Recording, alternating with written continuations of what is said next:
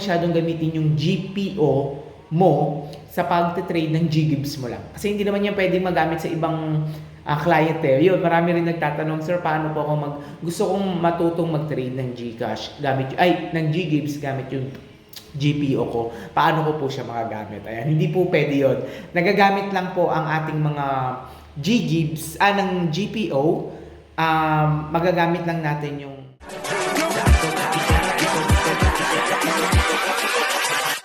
Hold up.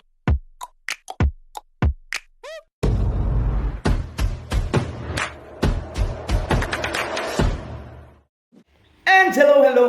Magandang araw po sa inyong lahat and welcome back po dito ulit sa Montero Tutorial.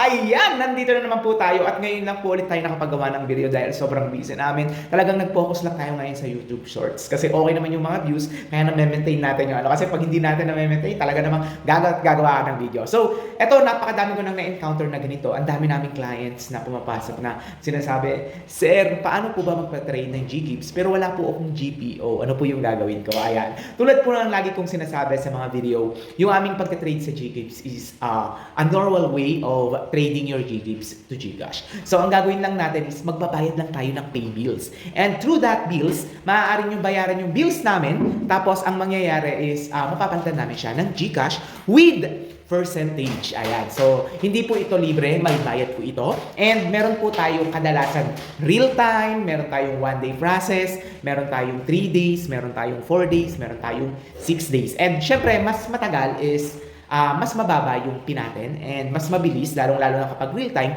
medyo mataas yung pin natin. Kasi talaga namang nagpo-focus kami dito. Kasi kung ibibigay namin sa inyo ito ng mababa, tapos real time, hindi po talaga gagana yung pay bills. Kasi from the customer na nagbabayad sa amin ng bills, ang nangyayari kasi is papaikutin namin mapapaikot namin yung funds if ever na gusto nyo mas mababa and yung funds nyo, maaari namin mapaikot. So, ang mangyayari is mababa talaga yung babayaran ninyo. And kapag ang gusto nyo yung real time, tapos gusto nyo ay mababa, hindi po pa kakayanin. Kasi unang-una, sa bills pa lang na pagbabayad namin is talaga namang napakalaki na agad ng mga fees. So, hindi siya nagwa-balance. Ang nangyayari is nalulugi kami, kaya naman medyo tinaasan namin yung real time para mabalance. At syempre, kahit papaano is magkaroon ng discount yung mga magbabayad sa atin ng mga bills. And through that bills ay magagawa natin matrade yung ating mga GGibs. Ayan. So, hindi natin kailangan ng GPO dito. And mag-iingat po kayo kung ginagamit nyo yung GGibs, yung GPO sa pag-trade ng inyong GGibs. Kasi unang-una, marami ding nagme-message sa akin, sir, na-hold po yung account ko kasi ginamit ko po yung GPO. As in, ginagamit ko yung GPO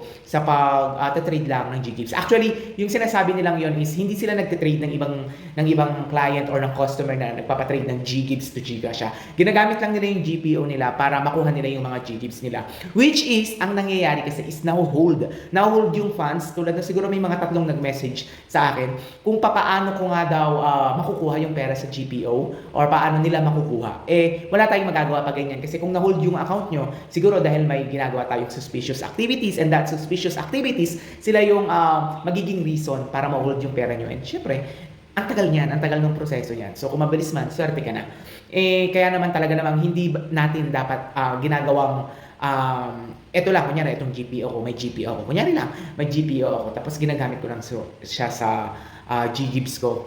Wag lang ganon yung gawin mo para maging usable naman yung GPO mo, magbayad ka ng bills, mag-buy load ka. Pero kung ang nangyayari is nag-GPO ka para lang sa GGibs, talagang ma-hold yung account mo. Kaya mag-iingat po kayo sa paggamit ng GPO. Okay? Then sa mga nagtatanong naman about nasabi ko na kanina sa ating mga real time. Yes, real time tayo. Madalas nagre-real time na kami. Talagang nahihirapan kaming mag-payout, lalong-lalo na kapag madami na. Kasi pag mabababa yung amount, dumadami talaga siya. So nahihirapan kami mag-payout, maglilista-lista, gano'n. Kaya minsan gusto ko na mag-hire. Hindi, joke lang. Ayan. So yun lang yung video natin ngayon na kahit wala kang GPO, pwede natin gamitan yan ng ating bills.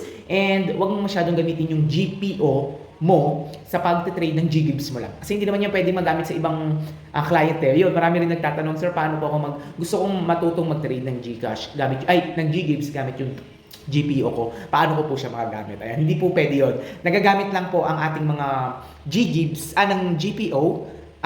Magagamit lang natin yung trading yan or yung iyong GGibs kapag gumamit ka ng sarili mong GPO. Hindi po pwede yung GGibs ng iba. Kaya, kunyari ikaw nag-inquire ka sa iba tapos sinabi, paano po yung process? Tapos sinabi po, through GPO po.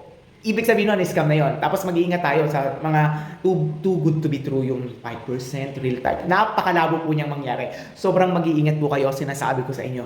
Kahit 8K, 10K, ginagamit nila yan pang scam. Kaya nakakapagtaka din sa iba, no? Hindi ko alam kung paano nangyayari na pinaparent nila yung mga Gcash nila, or ang ginagawa is pinagbibili nila yung Gcash account nila. Hindi nila alam, nagagamit yun sa pang-scam. Kaya mag-iingat kayo kung meron kayong mga Gcash, tapos kasi kung meron kayong Gcash, tapos kunyari merong Gcash yung iba, tapos pinagbenta, kunyari si scammer bumili ng Gcash, pwede siyang gumawa ng Facebook nakatulad nung Gcash name na hiniram niya. Then from that, pwede siyang mag-search ng picture, gumawa ng Facebook, tapos gamitin yung Gcash na binili nila. Kaya sobrang dami ng scammer, mag-iingat kayo, doon na kayo sa tunay na process. Next, hindi naman sa pag-ano, talagang ayoko lang talaga, nasasaktan lang talaga kapag may mga nai-scam na ganyan. Kasi kahit 1,000, kahit 2,000, sobrang kailangan talaga ng pera ngayon sa hirap ng buhay.